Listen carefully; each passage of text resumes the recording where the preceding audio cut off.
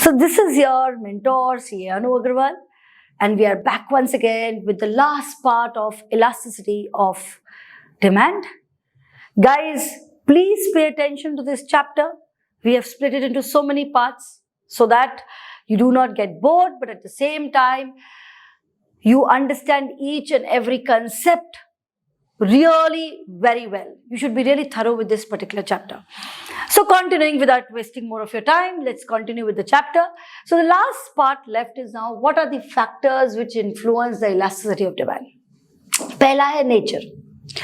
Guys, अगर product आपका products like medicines हैं, textbooks हैं, ये कैसा है? इनकी demand क्या होगी? Inelastic होगी या relatively inelastic होगी? ये सुनो. So if the demand is inelastic, relatively inelastic, it has to be a necessity. But if the demand is, elastic, relatively elastic, that means those goods need to be of comfortable nature or comfort nature or luxurious nature. So the nature of the product is identified with respect to elasticity. Coming up further, substitutes. If you have a substitute available in the market, definitely the demand will be more elastic. But if you do not have a substitute, logical सी बात है, substitute है ही नहीं तो लोग आपकी चीज खरीदेंगे ना. That means if there is no substitute or no close substitute, demand will be inelastic. Similarly, if a product has a single use, the demand will be inelastic. But the product has got multi uses, it has to be elastic. Habits, demand has to be inelastic. Yes. Durability.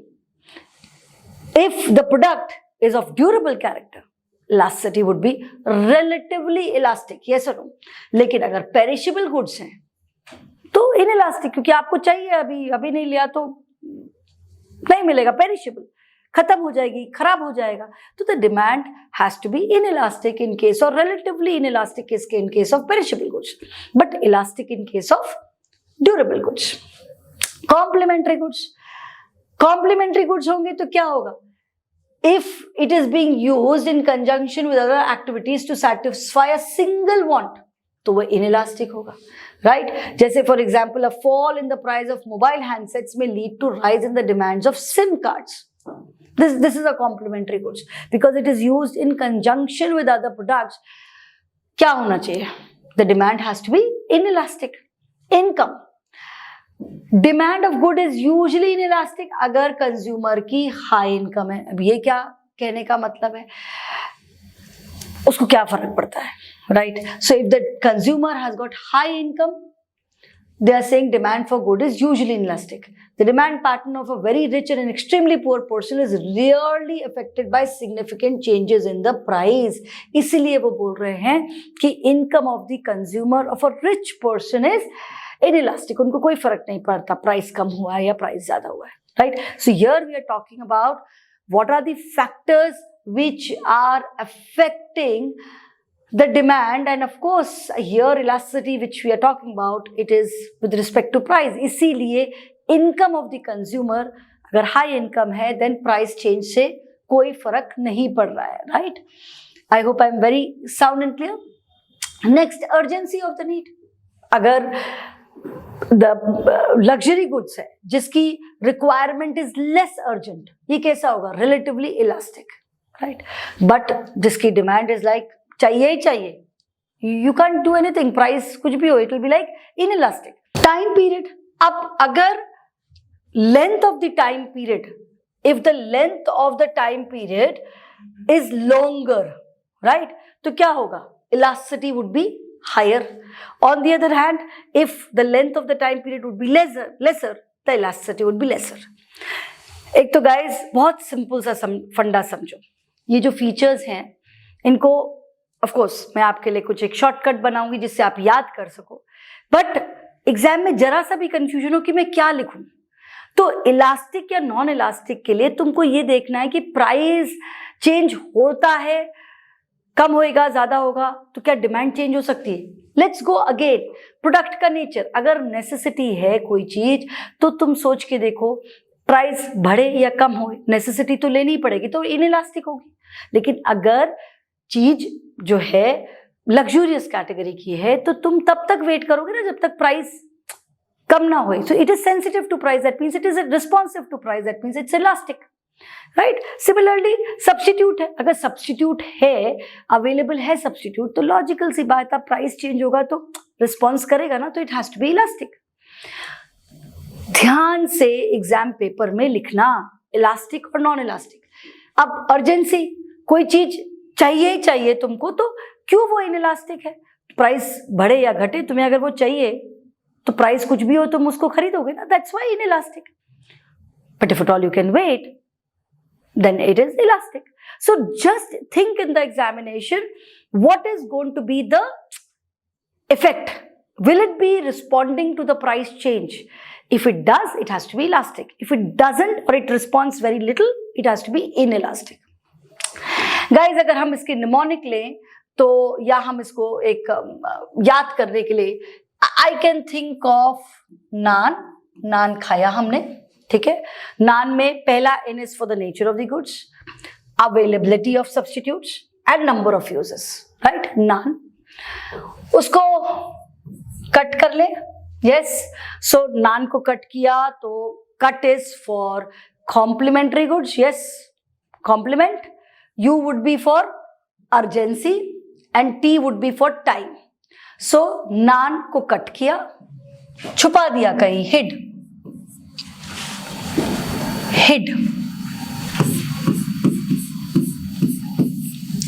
Naan cut hid. Now H would be for habits, I will be for income and D would be for duration. याद हो गया guys? N nature of the goods, availability of the goods, and next N is for number of uses. Nature, availability, number of uses. C is for complementary goods, U is for urgency, T is for time. Hid में H is for your habits, I is for income and D is for your durability. So am I very clear? Features याद हो गए आपको, right? Last but not least, examination point of view से importance of elasticity. Producer को क्या importance है, government को क्या इंपॉर्टेंस है, पब्लिक यूटिलिटी को क्या इंपॉर्टेंस है. इसमें ध्यान से देखो, अगर प्रोड्यूसर को पता है कि ये जो पर्टिकुलर प्रोडक्ट है इसकी demand is relatively inelastic, producer को पता है कि कंज्यूमर को खरीदना ही खरीदना है, तो क्या रखेगा? लॉजिकली सोचो, उसको पता है कि प्राइस में कुछ भी रखूं कंज्यूमर विल बाय इट, इसकी डिमांड इनइलास्टिक है, तो don't you think he will try to keep the price higher? Very logical. So importance to the producer is what? If he understands that what is the elasticity of that product in question which he is manufacturing and selling, he will be able to price his products. Importance to the government. Similarly, if the government knows that the demand is relatively inelastic, वो tax ज़्यादा रखेंगे. Yes or no? Because they know. Again, the same logic. Factor pricing. Same logic. If they know that the factor of production for which demand is relatively inelastic, what is going to happen?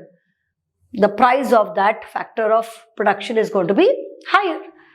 So we have talked about producer, we have talked about government, we have talked about the factor of production. Next comes up to foreign trade. Foreign trade may be same logic. If the country is exporting the commodity for which the demand is relatively inelastic, जो country export कर रही है उसको पता है उसके product की demand inelastic है, they can always keep the price high. तो मतलब अगर प्रोडक्ट का की इलास्टिसिटी कैसी है, इनइलास्टिक है या रिलेटिवली इनइलास्टिक है, you can think of keeping a higher price. So even whether it is producer, government, or in case of factor of production, and even in case of foreign trade. Right? And public utility mein, if it's a public utility thing and you know that the product is inelastic and the government is bothered, so what they can do? They can either subsidize or nationalize them to avoid consumer ka exploitation. So you can understand that if something is of public importance, the government should take up a stand, because if the elasticity is inelastic, people will like to raise the price. So the government should take up a stand to identify such products and subsidize them so as to avoid any kind of consumer exploitation. Last but not the least, if the proportion of expenditure large होता है, अगर आपका जो खर्चा 10,000 का है उसमें से 6,000 रुपए का खर्चा आप किसी चीज पे करते हो, it means that product is elastic. Why do I say that? It's because maybe price कम होगा, you would like to buy more of it. So if it enjoys a higher proportion of expenditure, that means the product would be elastic. On the other hand, if the proportion of expenditure in a person's income is small, इसका मतलब उसकी demand is relatively inelastic. Why do I say so? Because you would not like, inelastic means units consumed would remain the same. So even if your income increases, you would not like to consume more of it. So that's why they are saying that if inelastic product hai, then the expenditure proportion of your income would be lower on that particular product, and vice versa.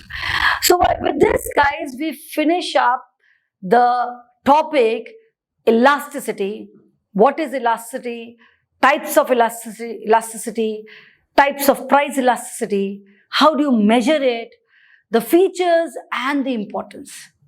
So guys, please, if you have liked my lecture, please do share it with your friends. Comment below if at all you're not liking something or you want me to include something.